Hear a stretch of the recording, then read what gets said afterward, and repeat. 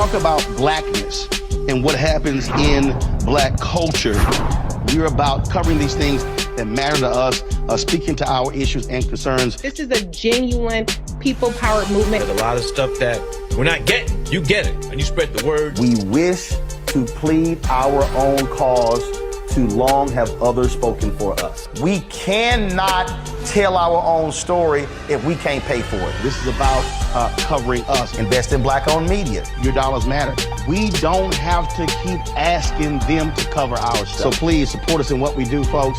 We want to hit 2,000 people, $50 this month, raise $100,000. We're behind 100,000, so we want to hit that. Y'all money makes this possible. Checks and money orders go to P.O. Box 57196, Washington, D.C. 20037-0196. The Cash App is $RM Unfiltered. PayPal is R Martin Unfiltered. Venmo is RM Unfiltered. Zelle is Roland at RolandSMartin.com.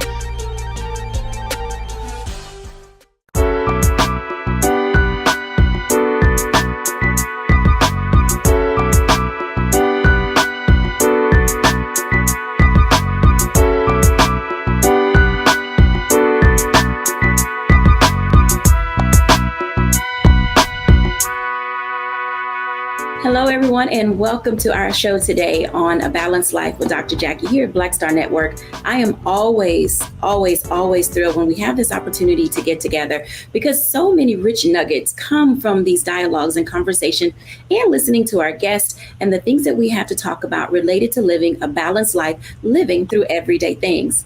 Oftentimes we are unclear, uncertain, and directionless about how to pursue what is next when we're faced with a crisis. Of course, all this month, you know that we've been talking about breast cancer and breast cancer awareness, and we've talked to some breast cancer survivors and even those in the middle of treatment. Well, today we're going to be joined by a couple of people who will share their insight, talk to us about their thoughts, give us awareness that is needed to move us forward as we come alongside others who are facing the diagnosis.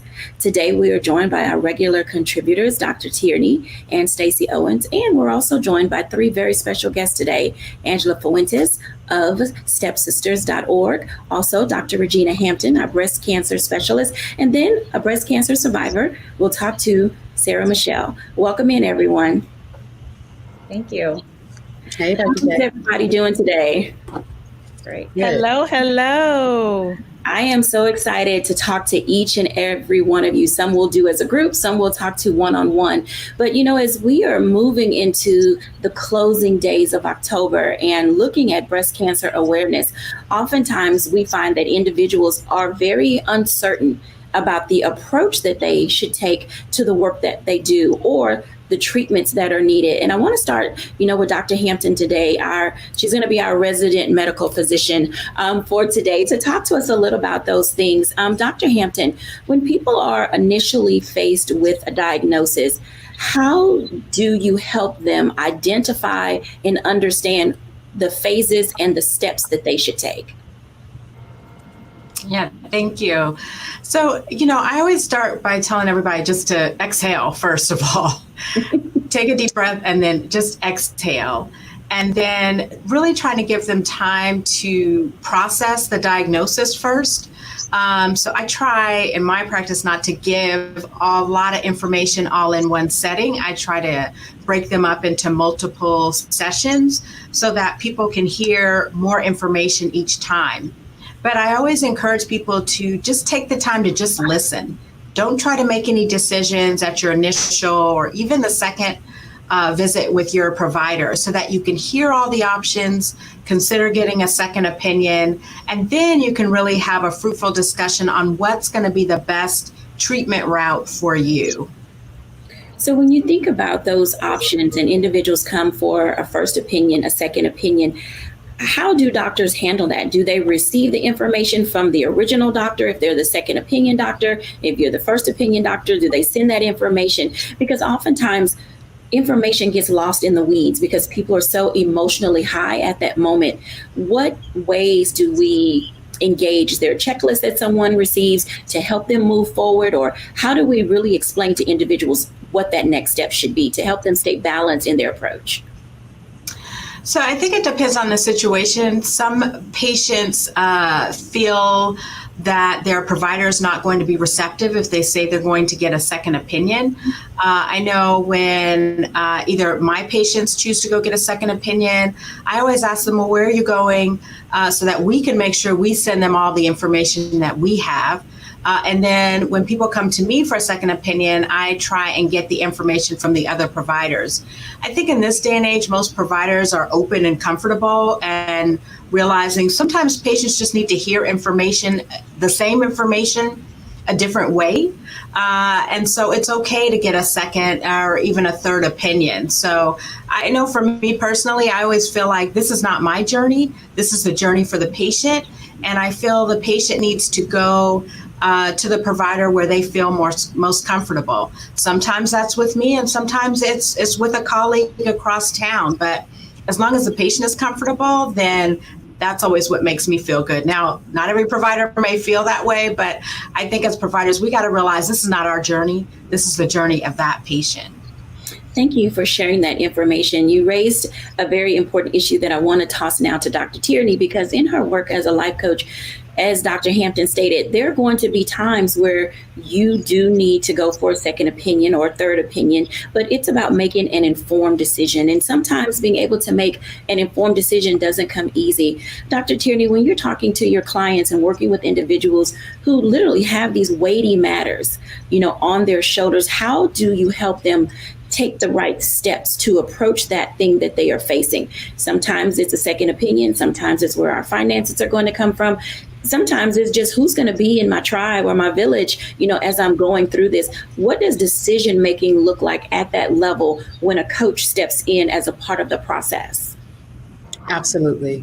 So my job as the coach is to help you kind of scan the landscape and eat this elephant one bite at a time. As Dr. Hampton said, oftentimes we're trying to take on all the things all at the same time, and that only leads to overwhelm. So the first thing that I tell my clients is just to pray, and not all of my clients are believers, but it's either a prayer, meditation, something that helps you to center yourself, center your soul so that you can hear and think more clearly. The second thing is to just kind of lay all of your options out end to end. Getting the second opinion, looking at the finances, deciding who's going to be in your tribe, and taking those things one step at a time.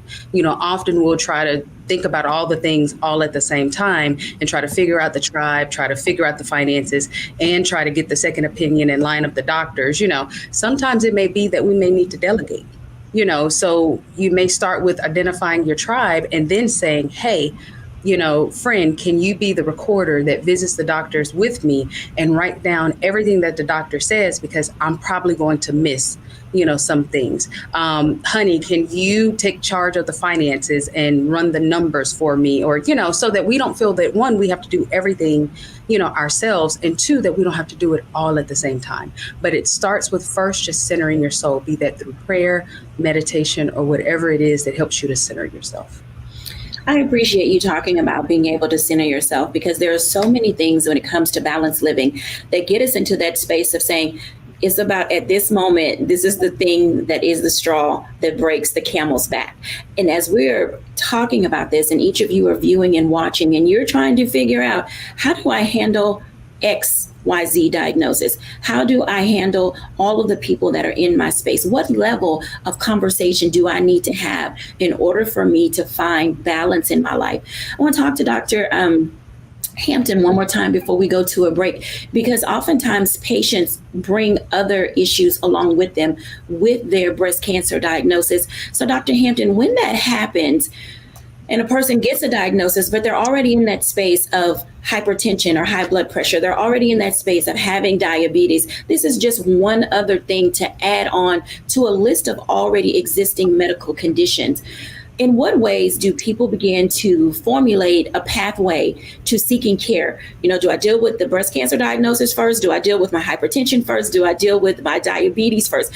Where do we begin in the landscape of approach?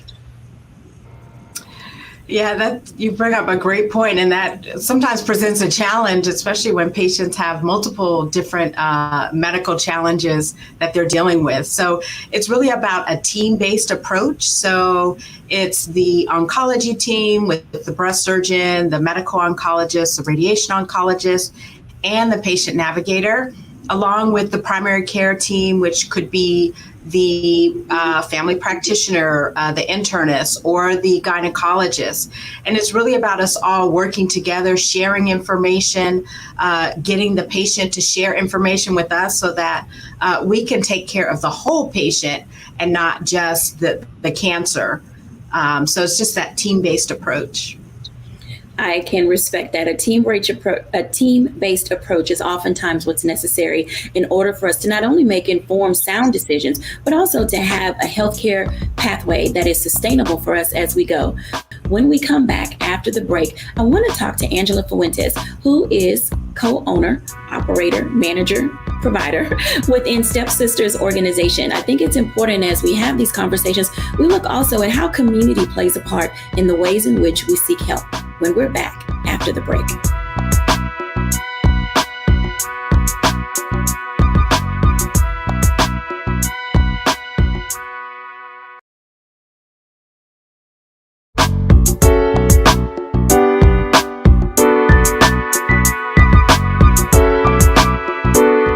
Welcome back, everyone, to A Balanced Life. And as you can tell, receiving a diagnosis of any kind requires a team of people, a host of individuals who can help you navigate the pathway.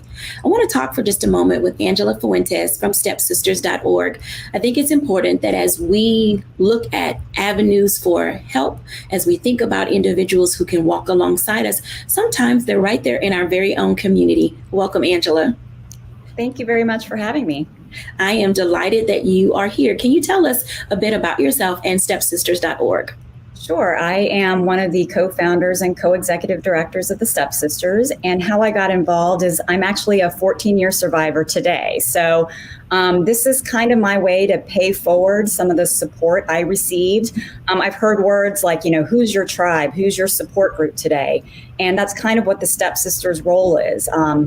Not everybody is as lucky as I was, for example, and had a huge support group of friends and family. And so the Stepsisters step in like a sister would to help all these local patients that may not have the same type of support.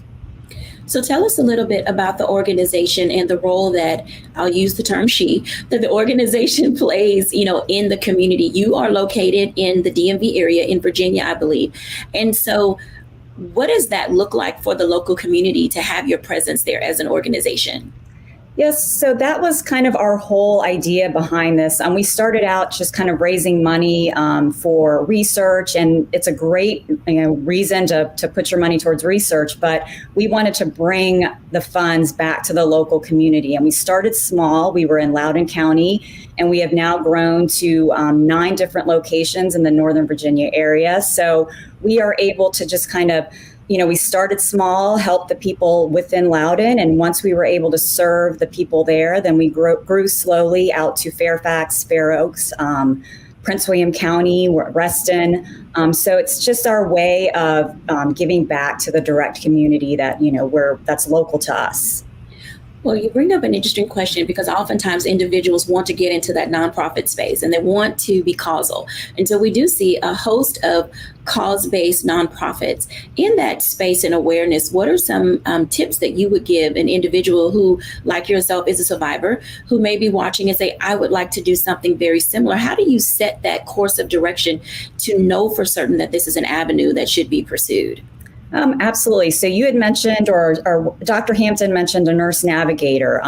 That is somebody that comes to the patient and kind of helps them navigate this journey that they're about ready to go on. And they are kind of the number one resource for a lot of patients in the area. And they would be able to tell you, hey, the Stepsisters are out here, or these other organizations are out there. What we did when we started was we sat down with a lot of the local breast cancer organizations to kind of make sure we were hitting an area that wasn't already covered. So, even if we can't help somebody, if they were to come to us, we would be able to point them to somebody else in the local area that may do something that's a little more helpful to them. Or, if they're coming back to volunteer, there's so many opportunities to give back after you've gone through treatment. Amazing, because oftentimes finding that direction, and I've learned a lot about your organization. I've walked before, for Step Sisters, and I appreciate the work that you do in the community. One of the other things that you do so well is quality of life. Can you talk to us about the quality of life plan or pathway that you have? Sure. So that is one of the 3 programs that we offer. Quality of life services are things like a house cleaning, food delivery, transportation to and from treatment. What woman or man who is going through a treatment wouldn't want their house cleaned when they're unable to clean, either because, they're immune suppressant or just, physically are too tired to do it. So many appointments are going on while you're going through treatment. Maybe you don't have time to provide, a meal for your family, or, maybe you're alone and you can't cook for yourself. So it's that type of quality of life services that the Step Sisters try to step in and help with. One of the other that you mentioned was crisis funds, but with that also comes alongside the chemo bag. I'm sure that is a very delightful thing to receive as a patient. Talk to us about the chemo bag. Yes. So we provide about 1,000 chemo bags a year, and we give them out to the various nurse navigators that we work with at all the hospitals. And they really have a better relationship with the patients. We don't necessarily always meet the patients that we serve for privacy reasons. And so we let the nurse navigators kind of be that in-between middleman that provides these chemo care bags when they know a patient is about ready to go through that treatment. Wow, Step Sisters sounds like it's doing an amazing work in its local community. What are some of the other tips as it relates to being balanced? Because serving as a nonprofit individual and the work that you do, how do you keep balanced yourself serving the needs of so many other people? It really comes from the heart for me. It's something that I'm passionate about because, I had so many meals delivered to my doorstep that I had to buy an extra fridge to store all these meals. And, I realize how fortunate I am. And I always tell people 99% of what got me through treatment was the support that I received. It was the positive attitude. It was how people just kept me lifted the entire time. And so, I kind of bring that back to my own life. If I'm helping somebody, I feel lifted. I feel like I'm serving a purpose. And, that kind of keeps me going with everything that I do. Thank you so much for sharing that information, and congratulations on your 14-year survivorship. I'm certain that it's been a journey for you. If you wouldn't mind, can you walk us through some of the ebb and flow of your journey, and even now post-cancer? What does that look like, and how do people face it? I always tell people when they ask me that, there is life after cancer. And a lot of people, can't see that far ahead. And here I am 14 years out. I rarely think about it. I remember bits and pieces of what went on 14 years ago. And honestly, the pieces I remember, I was never alone. I remember my husband being at all my appointments. I remember my parents helping out with the kids. So I feel like once you've gotten through it, you kind of forget about all the bad stuff and you only remember all the good stuff. And, even now, I'm constantly reminded of what I went through when I talk to patients or we visit a hospital. But it's so far behind me that, I'm able to just kind of go past it and move on. And it's a beautiful thing.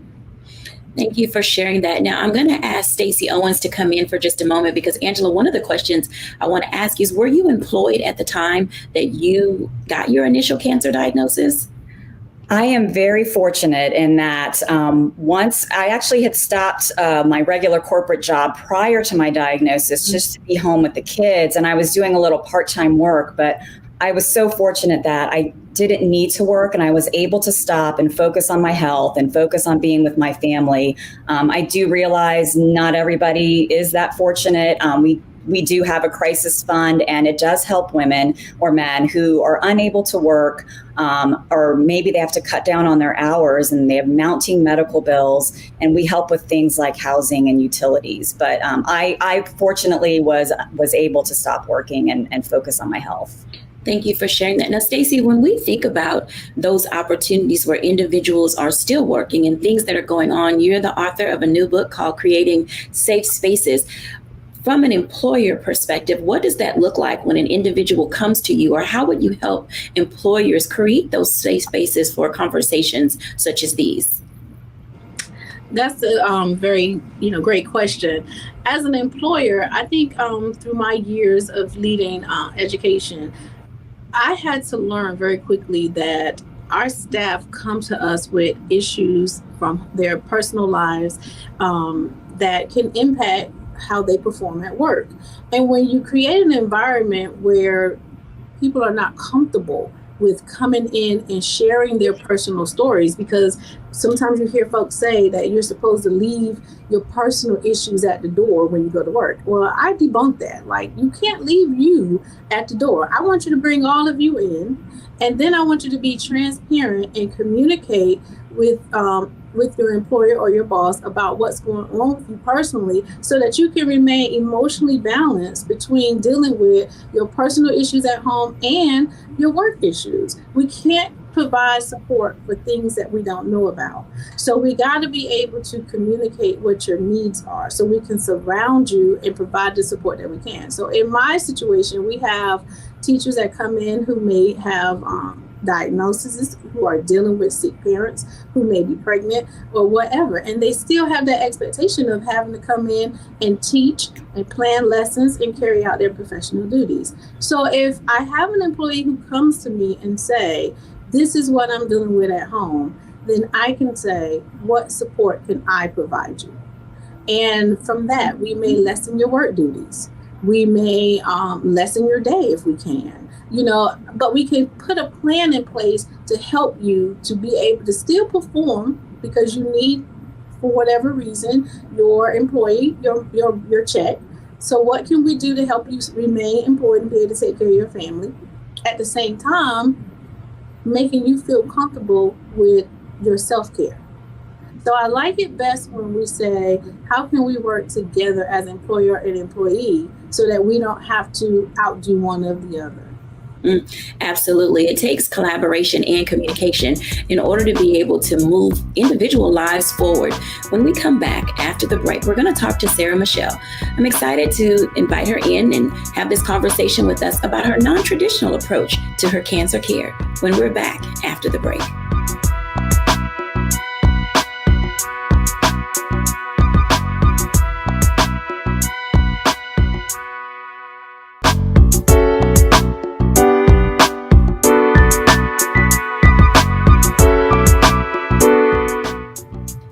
Welcome back, everyone, to A Balanced Life. And as you can tell, learning how to live balance in the midst of crisis, in the midst of everything that we face day to day, and sometimes things that are just not expected or anticipated, we do need people around us. I'm excited today to talk to Sarah Michelle because she's taken a non-traditional pathway to her cancer care. And I'm excited to invite her in for you to learn of her story. Hey, Sarah. Hello, beautiful. How are you? I love. How are you doing today? How are you feeling?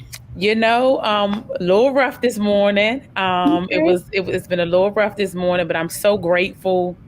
I'm so thankful.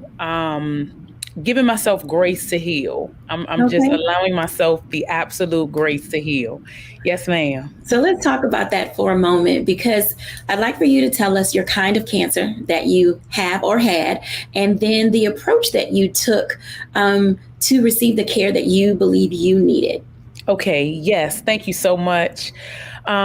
So I began to feel my health and my internal system failing like in 2020. I would sleep through the night and I would wake up exhausted and completely just flabbergasted and just tired. And so after different rounds of testing and batteries and, just kind of going through all the process, that was in 2020. In 2021, I ended up being awakened to feeling like my left breast was on fire, like not sore, not tender, but literally feeling like it was on fire. So I went to my doctor once again and I said, something is going on. This isn't right. Something is off. So I went and I got a referral for a mammogram, ultrasound, and then they did a biopsy because they were concerned about the abnormality of the mammogram and the ultrasound. And when the biopsy came back, they did call and they said that it was triple negative breast cancer. And honestly, it was such a surreal moment. It was also kind of a sigh of relief because for a while, the doctors were kind of making you think, even during the pandemic, that, you know, it could have been all in your head, or it could have just been the difference in the shift of society because the world had been shut down. But I'm so grateful that I kept self-advocating and I kept saying, no, something is off, something's not right, you know, something is not lining up. And so because of all of that persistence and even some of the pushback that I got, and if it wasn't for self-advocation, I wouldn't even have gotten to a diagnosis, in all honesty. So for me, the approach that I've taken for natural remedy for minerals versus chemicals is because if I went through the process of feeling my immune system decline, I believe that God can bless and anoint the process to reverse engineer that. And so I've been going to different natural health and healing centers on a full battery of herbs and plant medicines and things of that nature. I've adjusted my eating to a more clean, alkaline-based diet and things of that nature. And yeah. So how is that journey going for you? You know, it's very interesting. It's way more spiritual, I believe, than it is natural. And although, you know, I experience pain, I experience discomfort, I can also feel my internal system adjusting and getting better, right? And so I do believe that healing is a process. And I do believe that a part of that healing process is pain, it's agony, it's discomfort. But I do have full confidence that I'll come out better than how I went into it. It's been a lot of uncertainties. There's been a lot of challenge and even opposition from my family and friends, because when people just love you, they're scared to lose you. Mm-hmm. And so sometimes the display of that and the response and the reaction to that is not always so nice and it's not always so loving. So I've experienced that as well, which has not helped the journey. Well, that's understandable because often people, what they don't understand, there is a tendency to have that pushback. Where are you now with your breast cancer? So I am scheduled to get another PET scan this coming week. And so that'll kind of determine where things are, if I need to kick things up a notch or if I just need to plateau. I have been on a sabbatical from all business and all work since I've been in business for the last 21 plus years. So I've been going constantly for 21 plus years across the globe. And it was finally time for me to say, you know what? I need to focus on Sarah. I need to focus on healing. And this wellness journey is definitely well worth it. And so I can better know where things are once I get the results from the PET scan. And I have already come to a solace about if the PET scan still shows areas of concern in my body, I will extend the sabbatical. I will not come off a sabbatical until all of my margins are clear. Thank you for sharing that. I do want to invite in Dr. Regina Hampton because she is our breast cancer surgeon and specialist. And you mentioned two words that I've not heard put together before, which is one of the reasons why you're here. And I'd like for us to kind of unpack that for a moment. Okay. The chemicals versus minerals. Dr. Hampton, how does that affect the body in its preparation for healing when a person doesn't go right into some type of chemotherapy or medication? Yeah, so we certainly in the medical community, encourage a total body wellness. So, we encourage exercise, we encourage, changing diet and making, all those personal changes, I think are important and really contribute to, kind of the whole well-being. People talk about chemicals and chemotherapy more specifically. And, I think chemotherapy really gets a bad rap. But, what I can tell you, especially for a triple negative breast cancer, chemotherapy is one of the most effective treatment regimens that we have out there. And what we've learned is that in many cases, using the chemotherapy first prior to doing the surgery, we actually get good outcomes. So I tend to see a lot of women who have triple negative breast cancers, and we tend to give them the chemotherapy up front. And the great thing about it is we can wipe the tumor away before I even go to do the surgery. So I operated on my former practice manager who had a triple negative breast cancer. And when I went to go do her surgery, there was not one tumor cell left. It was just the clip, the biopsy clip. And so while, people give chemotherapy a bad rap, we've just learned a lot more. Women can get chemotherapy and continue to do the things that they love to do. So I had a patient who needed to get chemotherapy and she traveled for work. So she would stay in town that week, get her treatment, and then the next 2 weeks in between treatments, she's on and off airplanes, continuing on with her day. So much has just changed over the years. I always encourage people to really sit down and have honest conversations with your providers, really hear what's going on today, not what happened 20, 30 years ago, because we weren't doing so great. But, we really have made a lot of strides, especially when we talk about triple negative breast cancer. Right. So the reason I also wanted to ask you that as it related to Sarah is that I've known Sarah for a little while now, and I've watched her journey. And it seems like when people take an approach that first best works for them, they're in a better space emotionally, physically, emotionally to deal with all of the other things that may come up later. Why does self-care, the way that Sarah's approaching it now at this initial onset stage, self-care and self-awareness about the body, how does that help people mentally and emotionally deal with what may come next? Yeah, I think it's important that people feel comfortable in the approach. So I've had, patients who say, hey, I want to take this non-traditional approach for, a defined amount of time, and then I'll come back and maybe do the other treatment. And I think that empowers patients. And then I think it makes them better equipped both mentally and physically to, kind of move through some of the rigors of treatment. And so I know just in my approach, I really like to work with patients and not against patients and say, hey, sometimes we can agree to disagree, but let's still keep those open lines of communication and know that, let's try and do this together. And I think as a medical community, I think we have to just open our minds because, patients have rights. And although we may not agree all the time, let's see how we can work together to get the patient ultimately to a better health and cancer-free. Absolutely. I thank you both for sharing that. Sarah, when you are headed back this week or later next week for your next appointment, and with the treatment that you've already pursued, being on sabbatical, going to the treatment facilities for natural care, what are your hopes or faith and belief for the outcome now that you're going for this next scan? I am a firm believer in miracles. I believe that the things that have been revealed has been a part of the healing journey. At the beginning of this, the Lord told me to not claim a diagnosis per se, but to approach it as it being a healing journey. And so I believe that the diagnosis of cancer was just a symptom, a part of the total wellness healing journey. And so I'm grateful because I will be going back into a PET scan equipped with I've lost 40 pounds since I've been on my healing journey.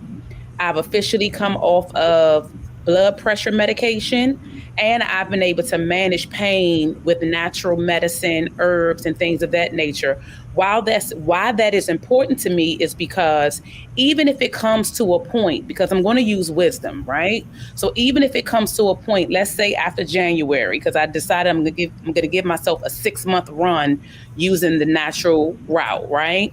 But if after 6 months there's still margins and still concern, then we'll consider. So nothing is off the table. Mm-hmm. My thought process is I wanted to ensure that my internal system, my immune system would be strong enough, my constitution, and honestly, my entire environment. Because when I say everything has been shaken up, I mean, everything has been shaken up. And so for me, I believe the Lord allowed the diagnosis of cancer to remove all the cancer out of my life. And so it's a little deeper for me. And so I am open to treatment if it should come to that. But I do not take off the table that the God that I serve is definitely able to heal me completely through ways of a miracle. But wisdom will be applied. Yes, ma'am. Well, let me just tell you, I can tell from everybody in the gallery today that you got an amen and a couple of hand claps on that, because faith does play a very big part in how we do what we do. If you're watching and you happen to be a person of faith, and you know on this show, many of our guests are, as am I. And it's important for us that our faith move us toward those things. And as Sarah eloquently said, you have to use wisdom. But also, as Dr. Hampton said, you have to work in concert with the medical professionals so that you can have the ability to make informed decisions. When we come back after the break, I'm going to talk to all of our guests because, you know, learning to live a balanced life in the things that we face day to day, it's not easy. When we're back after the break.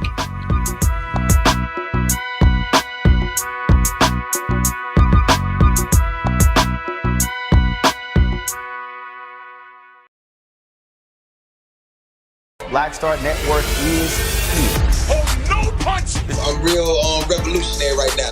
Thank you for being the voice of Black America. All momentum we have now, we have to keep this going. The video looks phenomenal. See, there's a difference between Black Star Network and Black-owned media and something like CNN. You can't be Black-owned media and be scared. It's time to be smart. Bring your eyeballs home. You dig?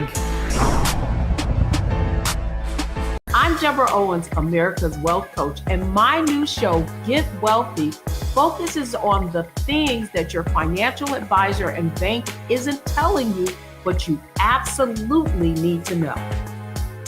So watch Get Wealthy on the Black Star Network.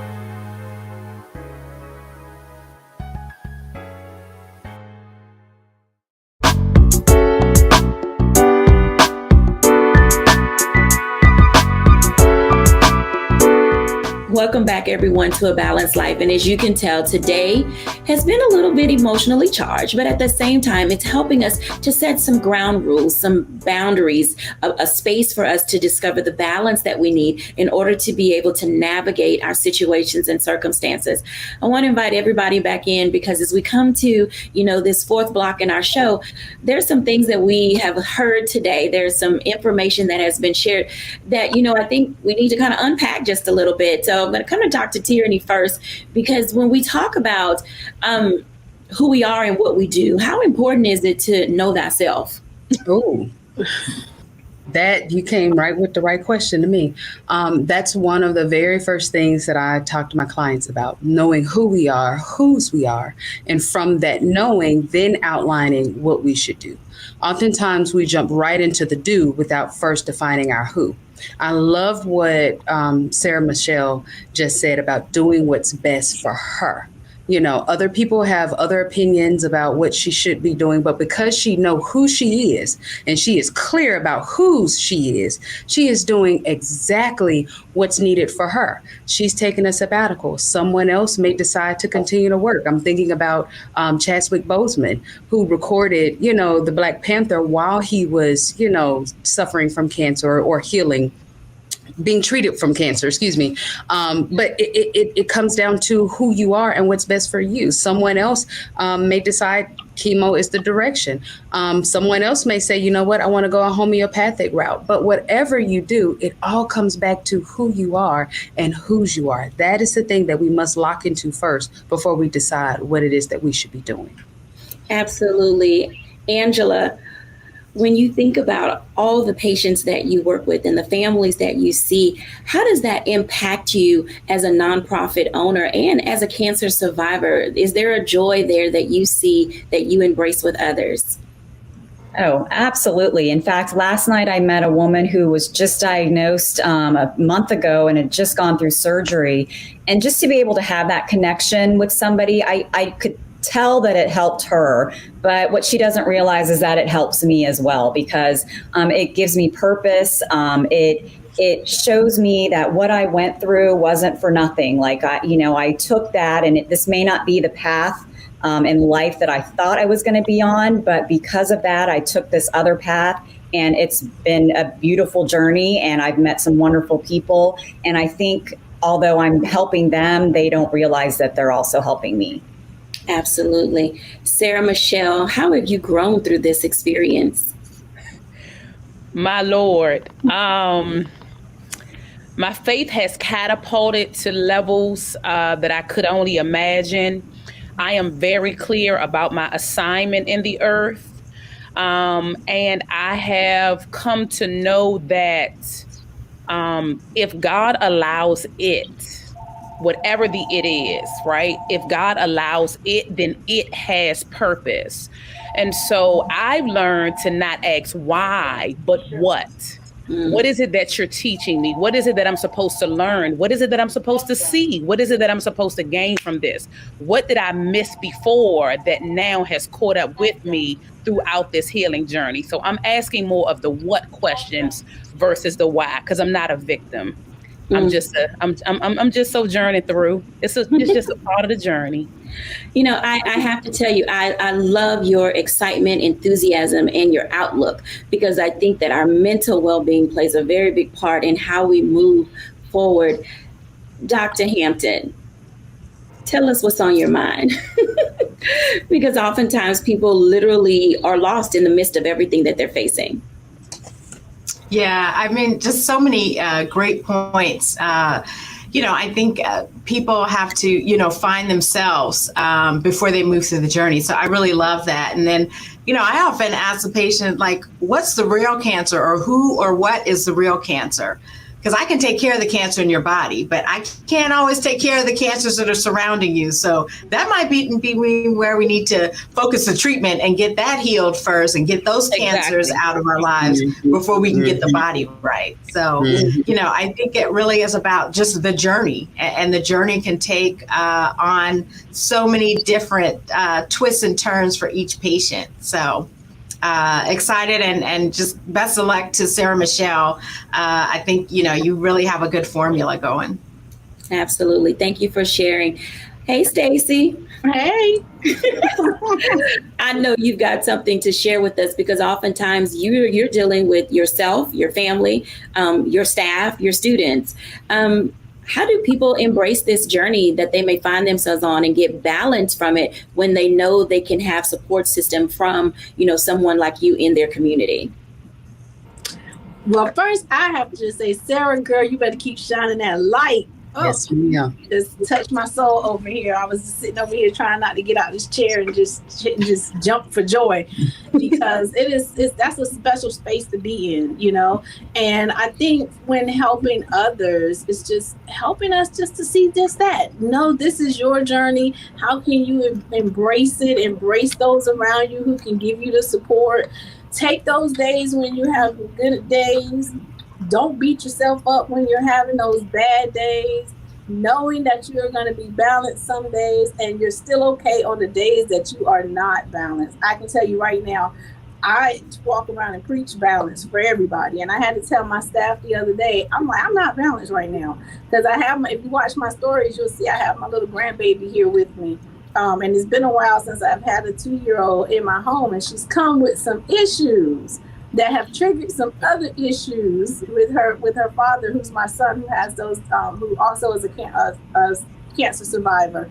And just for myself, remembering, what, Stacey, what is your purpose in all of this? Don't become overwhelmed. Enjoy each small step. Take this elephant, like Dr. Tierney say, and eat it one small bite at a time. And if you can just remember those key points as you're dealing with whatever life throws you, you'll turn those lemons into lemonade. But just keep that light shining. So thank you. I'm so glad that I had an opportunity to hear your story today. Absolutely. Thank you, ladies, for being with us today. And I hope that our audience has gleaned some information that will allow them to move their lives forward. I'll give my reflections when we're back after the break.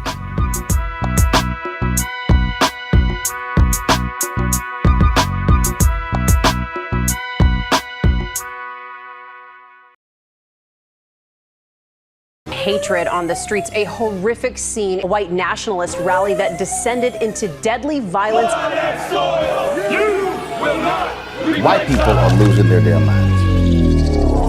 As an angry pro-Trump mob storms the U.S. Capitol, we've seen We're about to see the rise of what I call white minority resistance. We have seen white folks in this country who simply cannot tolerate black folks voting. I think what we're seeing is the inevitable result of violent denial. This is part of American history. Every time that people of color have made progress, whether real or symbolic, there has been what Carol Anderson at Emory University calls white rage as a backlash. This is the rise of the Proud Boys and the Boogaloo Boys. America, there's going to be more of this. Here's all the Proud Boys, guys. This country is getting increasingly racist in its behaviors and its attitudes because of the fear of white people. The fear that they're taking our jobs, they're taking our resources, they're taking our women. This is white fear.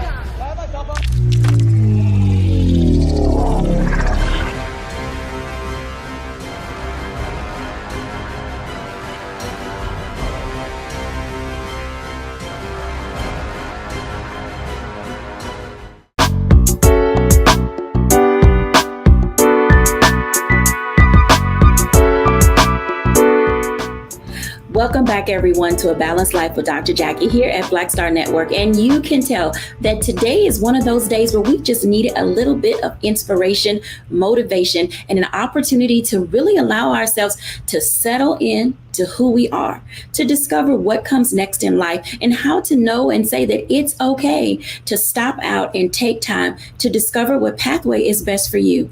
All of our journeys are different, but each of us can look around and say that we have a few people in our lives that we need to say, exit stage left. But then we also have some people where we need to say, let's swipe right. So that way they can come in and help us on our journey, to give us the grace that we need in order to be able to move forward. And knowing that each and every day is a new day to explore, to try something different, and just to say that if it's not okay today, tomorrow will be better. Thank you everyone for watching our show. Bye now.